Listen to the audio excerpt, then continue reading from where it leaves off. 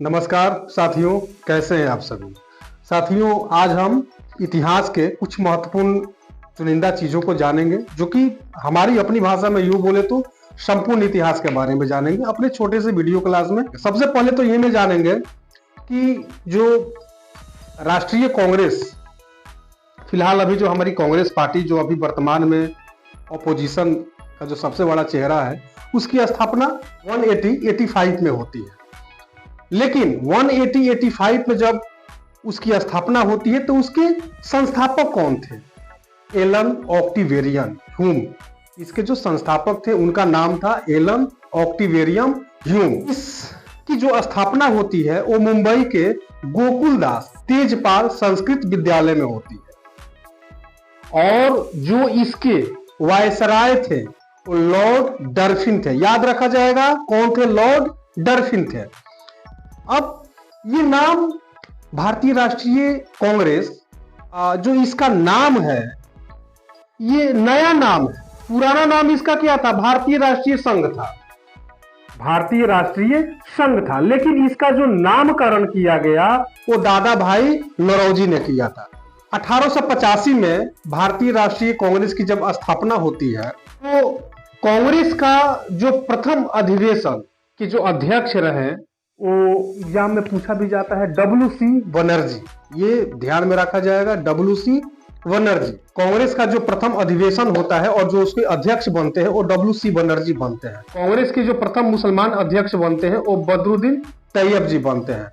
और जो प्रथम यूरोपीय जिसमें कांग्रेस की अध्यक्षता की थी वो जॉर्ज यूले ने किया था। और प्रथम महिला कांग्रेस अधिवेशन को जो जिसने संबोधित किया, कादम्बिनी गांगुली ने किया था। किसने किया था? कादम्बिनी गांगुली ने। चलिए अब हम लोग देखते हैं 1905 का बंगाल विभाजन। 1905 का बंगाल विभाजन ये एग्जाम के दृष्टि से महत्वपूर्ण भी है। इसे कई बार परीक्षा में पूछा भी जाता है, यूपीएससी में, बीपीएससी में। अभी जो स्टेट लेवल की जो एग्जामिनेशन हो रहे हैं बिहार में, काफ़ी सारा शिक्षक भर्ती हुआ या ट्री 1 ट्री 2 जो बीपीएससी वाले भर्ती आ रहे हैं, और भी जो एग्जाम आ रहे हैं उस पर पूछे जा रहे हैं। चलिए 1905 का जो बंगाल विभाजन होता है, इसका उद्देश्य क्या था? इसका उद्देश्य था हिंदू और मुसलमान की एकता को तोड़ देना। हिंदू और मुसलमान की एकता को तोड़ देना। जो इसके वायसराय थे वो लॉर्ड कर्जन थे। ये एग्जाम में पूछा जाता है। 1905 बंगाल विभाजन का जो वायसराय था कौन था? तो ध्यान में रखा जाए, लॉर्ड कर्जन था। इसे लागू कब किया गया? तो 16 अक्टूबर 1905 को। कब लागू किया गया? 16 अक्टूबर 1905 को। इसे दो भाग में बांटा गया, एक पश्चिमी बंगाल और एक पूर्वी बंगाल। पश्चिमी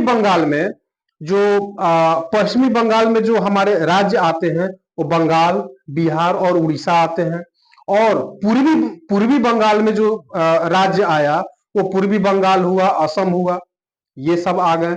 और जो पश्चिमी बंगाल का जो मतलब जनसंख्या था वो हिंदू वाला बना, और पूर्वी वाला जो था वो मुस्लिम वाला जगह बन गया, मुस्लिम जनसंख्या इलाका बन गया, मुस्लिम बाहुल्य क्षेत्र बन गया। तो ये 1905 का जो बंगाल विभाजन था वो इसका मुद्दा यही था कि हिंदू मुस्लिम एकता को तोड़ दिया जाए। लेकिन हमारे नेता इतना बुर्बक थोड़े थे कि किसी को तोड़ दिया जाए। हमारे जो पूर्वज थे, जिसने हमें आजादी दिलाया, जिसने हमको आज स्वतंत्र किया, वो इतना बड़ा बुर्बक नहीं थे। उन्होंने कई सारे ऐसे समझौते किए जिससे आप और हम आज खुले तरीका से जी रहे हैं। 16 अक्टूबर 1905 को शोक दिवस के रूप में मनाया गया। रविन्द्रनाथ टैगोर के आह्वान पे, रविन्द्रनाथ टैगोर के आह्वान यानी कि उनके कहने पे 16 अक्टूबर 1905 को रक्षाबंधन के रूप में मनाया गया, ताकि जो आपसी सौहार्द है वो बिगड़े नहीं, सभी लोग शांतिपूर्वक रहें। बंगाल विभाजन के अवसर पर ही रविन्द्रनाथ टैगोर ने अपनी प्रसिद्ध गीत अमार सोनार बंगला, अमार सोनार बंगला गीत लिखा, और इसे आज बांग्लादेश का राष्ट्रगान माना जाता है। चलिए 1905 का बंगाल विभाजन जान गए। अब हम 1906 का मुस्लिम लीग जानेंगे। बंगाल विभाजन के घोषणा के पश्चात मुसलमानों का एक शिष्टमंडल जिसमें 36 लोग शामिल थे, उसका जो नेतृत्व किया वो आगा खान ने किया था। किसने किया था? आगा खान ने किया था। 1 अक्टूबर 1906 को शिमला में लॉर्ड मिंटो से मिला, जो उस समय का वायसराय थे लॉर्ड मिंटो से मिला। क्यों मिला? इसके मिलने का जो सबसे बड़ा कारण था, इस शिष्टमंडल ने केंद्रीय, प्रांतीय और स्थानीय निकायों में मुसलमानों के लिए पृथक निर्वाचन की मांग की। ढाका के जो नवाब थे समीउल्लाह के नेतृत्व में 30 दिसंबर 1906 को ढाका में आयोजित एक बैठक में मुस्लिम लीग की स्थापना की घोषणा की गई। इसकी स्थापना 1906 ईस्वी में आगा खां के ढाका के नवाब समीउल्लाह और नवाब मोहम्मद अली जिन्ना 1913 में मुस्लिम लीग में शामिल हो गए। इसको कई दृष्टि से एग्जाम में पूछे भी जाता है, जैसे आगा खां हो गया, आगा खां के बारे में, इसका जो नेतृत्व करता थे वो कौन थे। तो इस छोटी छोटी चीजों को हम जान आगे देखते हैं। 1907 कांग्रेस का जो विभाजन होता है, कांग्रेस का जो बंटवारा होता है, उसके बारे में हम जानते हैं। कांग्रेस का जो विभाजन होता है 1907 में होता है। कहाँ होता है? तो सूरत में होता है। और इसके जो अध्यक्ष करने वाले जो व्यक्ति थे वो रास बिहारी घोष थे। और इसमें दो चीज का गठन कर दिया गया, एक नरम दल और एक गरम दल। तो गरम दल के जो नेता थे उसको हम आज भी जानते हैं शॉर्ट में लाल बाल पाल, यानी कि लाला लाजपत राय, बाल गंगाधर तिलक और बिपिन चंद्र पाल और अरविंद घोष, ये गरम दल के नेता थे। चलिए आगे हम जानेंगे। फिर 1913 में गदर पार्टी की स्थापना हो। 1913 में जो गदर पार्टी की स्थापना की गई, उसकी जो मेन उद्देश्य था वो ये था कि गदर पार्टी भारत में जो ब्रिटिश शासन पहले से था उसको समाप्त करने के लिए भारतीयों द्वारा, यानी हमारे द्वारा आयोजित एक अंतर्राष्ट्रीय आंदोलन था, राजनीतिक आंदोलन था। इसका गठन 1913 में हुआ था। इसकी स्थापना लाला हरदयाल और सोहन सिंह ने किया था। लाला हरदयाल और सोहन सिंह ने किया था। और जो इसका मुख्यालय था वो सैन फ्रांसिस्को में था। चलिए आगे हम जानते हैं 1914 में जो प्रथम विश्व युद्ध होता है, उसका इसी में तो गांधी जी का आगमन होता है भारत में। 1915 में गांधी जी का आगमन हो जाता है और 1916 में लखनऊ समझौता हो जाता है। लेकिन 1916 में जब लखनऊ समझौता होता है तो लखनऊ में होता है, लेकिन इसका जो मेन जो नेता थे वो कौन थे? अंबिका चरण मजूमदार थे। इसमें जो समझौता किया गया वो नरम और गरम दल का एकीकरण किया गया और कांग्रेस और मुस्लिम लीग का भी इसमें समझौता किया गया था। किसमें? 1916 के लखनऊ समझौता में। और जो इसके जो मेन लीडर थे वो अंबिका चरण मजूमदार थे। चलिए 1916 में होम रूल आंदोलन आता है। 1916 में होम रूल आंदोलन आता है। लेकिन होम रूल आंदोलन जब आता है तो इसमें भी दो पार्ट आ जाते हैं। इसकी जो स्थापना की गई थी वो एनी बेसेंट के द्वारा की गई थी, और एक एनी बेसेंट के द्वारा किया गया था, और एक जो पुणे में हुआ वो बाल गंगाधर तिलक के द्वारा किया गया था। और जो एनी बेसेंट के द्वारा किया गया था वो मद्रास होम रूल था। मद्रास होम रूल था, मद्रास में किया गया था एनी बेसेंट के द्वारा, और पुणे में किया गया था बाल गंगाधर तिलक के द्वारा। लेकिन इसकी जरूरत हमें क्यों पड़ी थी? 1916 का जो होम रूल लीग आंदोलन था वह प्रथम विश्व युद्ध के समय प्रथम भारतीय प्रतिक्रिया थी, जो आयरिश होम रूल लीग से प्रेरित थी। इस आंदोलन का उद्देश्य राजनीतिक, शिक्षा और सार्वजनिक आदि जो बैठक था उस माध्यम से ईश्वर शासन को प्राप्त करना। आगे चलिए, चंपारण आंदोलन। हम सभी जानते हैं कि बिहार का जो चंपारण आंदोलन था, गांधी जी को रॉयल्टी प्रदान किया। गांधी जी को काफी सारा मतलब कि जो एक राजनीतिक युग की जो प्रारंभ हुई, और गांधी जी को हमने अपने और पूरे राष्ट्र ने जाना, और खास करके भारत के जो प्रथम राष्ट्रपति हुए उनको लोगों ने जाना, ये वही चीज है। ये चंपारण आंदोलन हम जानते हैं 1917 में आता है। 1917 में चंपारण आंदोलन, इसे इसकी जरूरत क्यों पड़ी? बिहार में चंपारण एक जगह हम सभी लोग जानते हैं, वहां एक व्यक्ति थे राजकुमार शुक्ल, तो उन्होंने गांधी जी से मिला। उस समय अंग्रेजी शासन तो था ही, अंग्रेजी शासन के द्वारा वहां अंग्रेजी नील की खेती वगैरह हुआ करता था। उस नील की खेती में कर देना पड़ता था। उसकी जो खेती थी वो सारा हुकूमत अंग्रेजी शासन के द्वारा था। उसमें उसमें जो है जो तीन कठिया प्रणाली को अपना दिया गया था।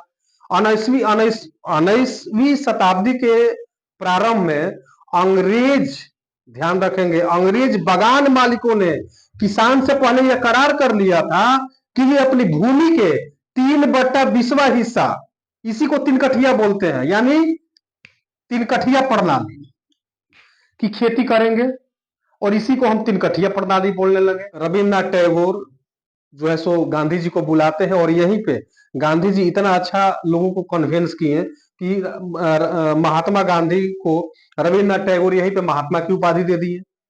वहां तक कभी सिर्फ गांधी थे, लेकिन चंपारण में आके वो क्या बन गए? महात्मा गांधी बन गए। याद रखेंगे, कभी कभी एग्जाम में पूछा भी जाता है चंपारण आंदोलन को लेके। अब हम देखते हैं चंपारण के बाद अब हमारा आता है 1918 में अहमदाबाद मिल मजदूर आंदोलन। चंपारण सत्याग्रह के बाद 1918 में गांधी जी अहमदाबाद के कपड़ा मिल में मजदूरों से मिले और उनकी समस्याओं को समझा। यहां का जो विवाद एक प्लेग एक बोनस को लेकर था, और जब प्लेग की समाप्ति हुई तो मिल मालिक बोनस को समाप्त करना चाहते थे। मजदूरों ने इसका विरोध किया। गांधी जी ने मजदूरों को बोला कि आप स्ट्राइक पर जाओ, हड़ताल पर जाओ। या उसके बाद आता है खेड़ा आंदोलन 1918 में। इसके बाद उसी वर्ष 1918 में गांधी जी खेड़ा गए, जो कि गुजरात में है। वहां किसानों के साथ हो रहे अत्याचार के विरुद्ध में गांधी जी, यहाँ की जो फसलें नष्ट हो रही थी उसे जो कर वसूली किया जा रहा था, गांधी जी ने किसानों को लगान न देने के लिए कहा। किसे? अंग्रेजों को, कि आप लगान न दो, आपको लगान देने की जरूरत नहीं है।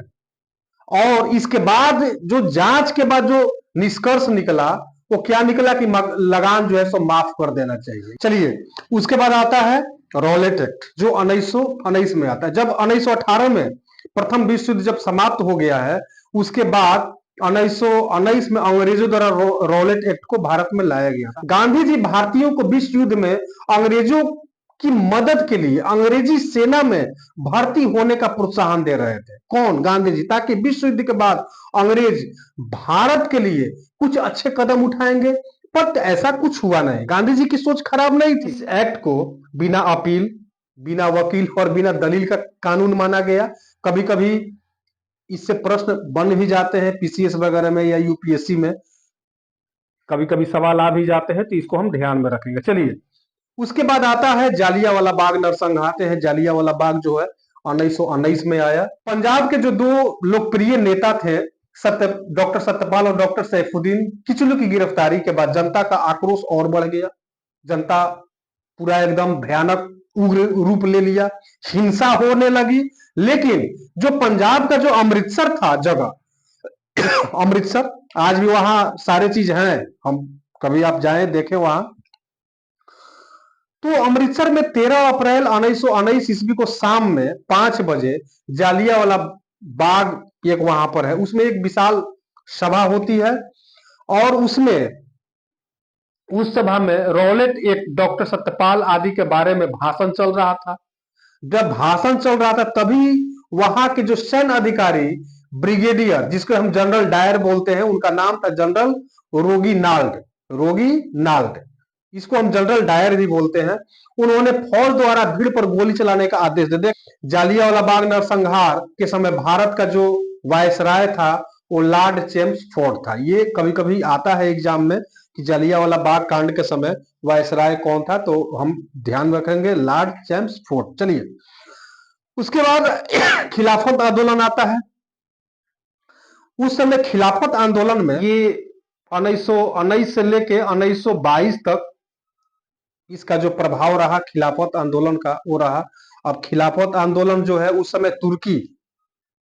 तुर्की के जो खलीफा थे वो सारे विश्व के मुस्लिम को धार्मिक गुरु माना जाता था तुर्की में, और उनके ऊपर अंग्रेजों द्वारा बुरा व्यवहार किया जा रहा था। और अंग्रेजों के साथ उनका जो बुरा व्यवहार था वो भारत में मुस्लिमों ने अंग्रेजों के विरुद्ध खिलाफत आंदोलन को शुरू कर दिया। भाई हम खिलाफ करेंगे, हम आपके साथ नहीं रहेंगे, मेरे साथ अन्याय हो रहा है। खिलाफत आंदोलन की जो सबसे बड़ी बात है कि इस आंदोलन का जो नेतृत्व करने वाला जो बंधु मिले, भाई मिले, शौकत अली और मोहम्मद अली को दिया गया। परंतु बाद में सभी के राय मशवरा से इसका जो गांधी जी को नेतृत्वकर्ता बना दिया गया। किसमें? खिलाफत आंदोलन में। खिलाफत आंदोलन क्या था? बुरे व्यवहार को लेके हम आपका समर्थन नहीं करेंगे, हम आपका साथ नहीं, आपका हम खिलाफ करेंगे। यूं समझे, खिलाफत आंदोलन का मतलब आपका खिलाफ करना। चलिए अब असहयोग आंदोलन आता है 1920 में। भाई ये तो बड़ा इंपॉर्टेंट चैप्टर है, ये तो बड़ा ही महत्वपूर्ण है, क्योंकि इसमें यूपीएससी से सवाल भी आते। असहयोग आंदोलन जो था, गांधी जी द्वारा 1920 में असहयोग आंदोलन की शुरुआत कर दी गई थी। किसके द्वारा? तो गांधी जी के द्वारा। गांधी जी का भारत में ये सबसे पहला और बड़ा आंदोलन था, इसको हम ध्यान में रखेंगे। गांधी जी द्वारा ये सबसे बड़ा और पहला आंदोलन था। ये आंदोलन अहिंसक होना था। अहिंसक का मतलब किसी से मार झगड़ा नहीं हो, सब एक दूसरे का सहयोग करें, सब मिलजुल कर रहे। लेकिन भारतीयों का अपने खिताबों का त्याग करना था। सरकारी शिक्षण संस्थाओं, सरकारी सेवा, विदेशी सामान का और उनके चुनाव का बहिष्कार करना था। उनके कर का भुगतान करने से इनकार करना था। और इसमें हुआ क्या? गांधी जी जो उपाधि मिला था केसर हिंद की उपाधि, उन्होंने अपनी उपाधि भी त्याग दी। किस आंदोलन में? तो 1920 के असहयोग आंदोलन। चलिए उसके बाद हम आगे बढ़ते हैं। चौरी चौरा कांड सभी लोग जानते हैं कि गोरखपुर का चौरी चौरा जो 5 फरवरी 1922 को गोरखपुर जिले में चौरी चौरा किसानों का एक जुलूस पर पुलिस द्वारा गोली चलाना, ये सभी लोग जानते हैं कि पुलिस द्वारा गोली चलाया जाता है, जिसमें पुलिस की जो थाना है और भीड़ है, गाड़ी है, उसको जला दिया जाता है। उसमें 22 पुलिसकर्मी मारे भी जाते हैं।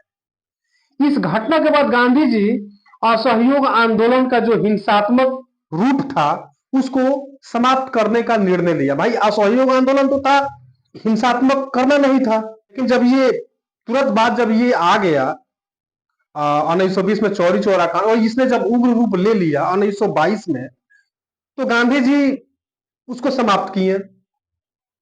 उसके बाद गांधी जी की आलोचना भी होती है। गांधी जी का बहुत सारे लोग आलोचना करते हैं। आलोचना करने में सुभाष चंद्र बोस इस फैसले को राष्ट्रीय संकट बोलते हैं। इसके साथ और भी सारे नेता जैसे चित्तरंजन दास थे, लाला लाजपत राय थे, मोतीलाल नेहरू आदि ने असहयोग आंदोलन को समाप्त करने पे गांधी जी का आलोचना करते हैं। चलिए उसके बाद आता है 1923 में स्वराज पार्टी। इसके बाद इस स्वराज पार्टी में होता क्या है कि कुछ व्यक्ति जो थे, कुछ नेता थे, वो गांधी जी के विचार से सहमत नहीं थे। ऐसे में चित्तरंजन दास थे, मोतीलाल नेहरू जी थे, जो गांधी जी के विचार से सहमत भी नहीं थे, और उन्होंने अपना एक अलग पार्टी बनाने का निर्णय लिया, जिसका नाम दिया गया स्वराज पार्टी। उसके बाद साइमन कमीशन की बात आती है 1928 में, सभी लोग जानते हैं। साइमन कमीशन 3 फरवरी 1928 को विलायत से यानी विदेश से मुंबई पहुंचा। यहां इसका स्वागत देशव्यापी हड़ताल से हुआ, पूरे राष्ट्र में हड़ताल हो गया। वो उसी में उस कमीशन को लेकर कहां पहुंचता है? तो दिल्ली। वहां काला झंडा से साइमन कमीशन वापस जाओ का नारा लगता है, लोगों ने विरोध किया। साइमन कमीशन जब लाहौर पहुंचा तो लाला लाजपत राय के नेतृत्व में इसके खिलाफ एक प्रदर्शन किया गया। पुलिस के लाठीचार्ज के कारण कुछ दिनों के बाद लाला जी की मृत्यु हो जाती है। किसमें? इसी में 1928 में। अब चलिए हम लोग 1929 में प्रवेश करते हैं। 1929 का जो लाहौर में जो पूर्ण स्वराज की जो मांग की जाती है, वो जवाहरलाल नेहरू के मार्गदर्शन में की जाती है।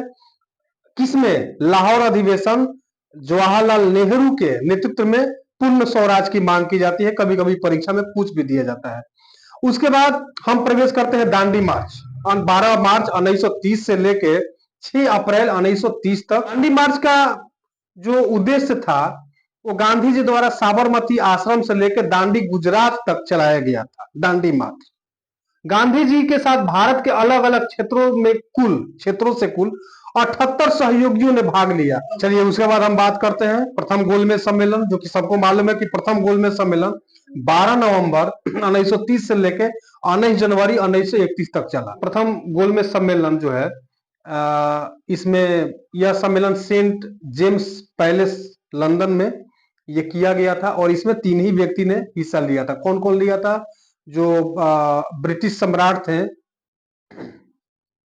उसके बाद ब्रिटिश प्रधानमंत्री थे और गवर्नर जनरल थे जिसका नाम था लॉर्ड इरविन।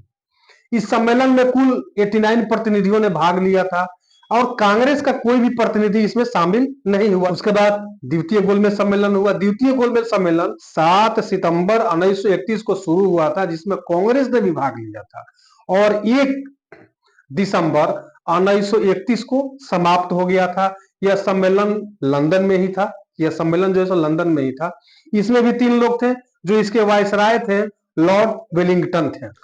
और तृतीय गोलमेज सम्मेलन जब हुआ, यह भी जो है सो 17 नवंबर 1932 से 24 दिसंबर 1932 तक चला और यह भी तीसरा गोलमेज सम्मेलन लंदन में ही हुआ था। कहा हुआ था? लंदन में हुआ था। तीसरे गोलमेज सम्मेलन में कुछ जो प्रतिनिधियों ने भाग लिया था उसमें जो ब्रिटिश सम्राट थे जॉर्ज पंचम वो भी थे, ब्रिटिश प्रधानमंत्री जो थे रेमजो मैकडोनाल्ड वो भी थे और जो इसके वायसराय थे वो लॉर्ड वेलिंगटन भी थे। इसमें कांग्रेस का जो कोई प्रतिनिधि था, व्यक्ति था, उसने हिस्सा नहीं लिया था। इंग्लैंड की जो लेबर पार्टी थी वो भी इसमें भाग नहीं लिया। मोहम्मद अली जीना को भी आमंत्रित नहीं किया गया था, जो उस समय पाकिस्तान के जो नेता थे। उसके बाद 1935 में भारत सरकार अधिनियम 1935 ब्रिटिश संसद द्वारा 1935 में पारित किया गया और 1937 में इसे पूर्ण रूप से लागू किया गया। 1939 में द्वितीय विश्व युद्ध की शुरुआत की गई। 1940 में मुस्लिम लीग ने 1940 में एक अलग पाकिस्तान देश बनाने का मांग कर दिया और 1942 में क्रिप्स मिशन भारत आया। लागू करने का मतलब क्यों भारत आया? 1942 में भारत छोड़ो आंदोलन आता है। इस आंदोलन को अगस्त क्रांति के नाम से भी जाना जाता है। कभी कभी एग्जाम में आते भी हैं कि अगस्त क्रांति किसको बोलते हैं। भारत छोड़ो आंदोलन का अभिप्राय किससे है? तो अगस्त क्रांति से है। इसके बाद अंग्रेजों द्वारा ऑपरेशन जीरो ओवर चलाया गया जिसमें गांधी जी सहित लगभग सारे बड़े नेताओं को गिरफ्तार किया गया था। गांधी जी को अंग्रेजों द्वारा गिरफ्तार करके आगा खां पैलेस में कैद कर लिया गया था और अंग्रेजों की ओर से पूरी कोशिश की गई थी इस आंदोलन को दबा दिया जाए, इस आंदोलन को दबा, परंतु इस आंदोलन के द्वारा दूसरी पंक्ति के जो नेताओं ने अलग अलग आंदोलन को जारी किया था, इसके बाद इस लोगों ने आंदोलन में खूब जम के सहयोग किया और यह आंदोलन भारत के सबसे बड़ी स्वतंत्रता संग्राम की लड़ाई में से एक बना। उसके बाद आता है 1945 का शिमला समझौता। ये काफी इतिहास विषय में 1945 का जो शिमला समझौता है वो काफी महत्वपूर्ण रखता है। 1945 में शिमला समझौता होता है वो वायसराय लॉर्ड वेवेल और ब्रिटिश भारत के मुख्य जो राजनीतिक नेताओं के बीच एक बैठक हुआ था।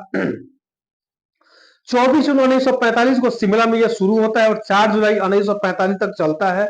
शिमला में यह विफल भी हो गया, इसे पूर्ण रूप से कर नहीं पाया। लेकिन 1946 में जो कैबिनेट मिशन आया, इसका जो उद्देश्य था भारत में, इसको ध्यान में रखेंगे, भारत के लिए एक संविधान निर्माण में के संबंध में भारतीय नेताओं के साथ एक समझौते पर पहुंचना, एक ठोस निर्णय के साथ पहुंचना और एक संविधान बनाने वाली संस्था को तैयार करना, इसका जो मुख्य उद्देश्य था। प्रमुख भारतीय दलों के समर्थन से एक कार्यकारी परिषद की स्थापना की गई थी। 1947 में 15 अगस्त 1947 को हम अपना झंडा भी फहराए। हमारा जो देश था वो अंग्रेजी शासन से मुक्त हुआ और इस आजादी को आज हम और आप अच्छे तरीका से हर साल मनाते भी हैं और आप इसी तरह से बने रहें। हमारे चैनल को लाइक, शेयर एंड सब्सक्राइब जरूर करें और हमारे आने वाली जो वीडियो क्लास है उसको आप जरूर देखें। और हाँ, सब्सक्राइब करते वक्त बेल आइकन को दबाना ना भूलें। बेल आइकन आप दबाएंगे तो हमारी वीडियो आप तक नोटिफिकेशन के रूप में जरूर आएगी और जब जरूर आएगी तो आप हमारे क्लास को देखेंगे, पढ़ेंगे, समझेंगे और इसी तरह से आप बने रहें। धन्यवाद।